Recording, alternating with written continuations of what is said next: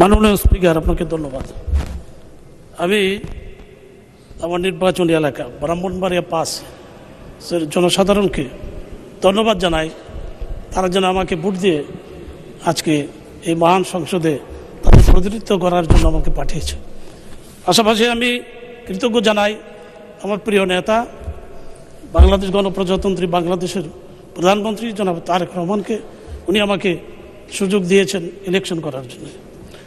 আমি আজকে যে জনগুরুত্বপূর্ণ নোটিশটি দিয়েছি ৭১ বিধিতে, সেটি হচ্ছে মাননীয় আমাদের পানি সম্পদ মন্ত্রী বরাবরে আমার এলাকা ব্রাহ্মণবাড়িয়া ৫ নবীনগর একটি বৃহৎ এলাকা, বৃহৎ উপজেলা, ২১টি ইউনিয়ন, একটি পৌরসভা, ৪টি ইউনিয়ন আমাদের নদী, মেঘনা নদীর ভাঙ্গনের কবলে।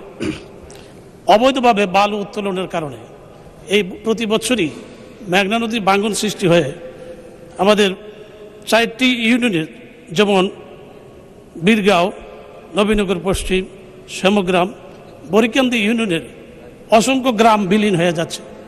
আমি মাননীয় মন্ত্রী বরাবরে আবেদন জানাতে চাই যে আমাদের নবীনগরের এই ৪টি ইউনিয়নের মানুষের জন্যে তিনি এই অবৈধ বালু উত্তোলন বন্ধ করবেন কিনা এবং আমাদের একটি বেড়িবাঁধের ব্যবস্থা করে দেবেন, সেই আশাবাদ ব্যক্ত করে আমার বক্তব্য শেষ করছি।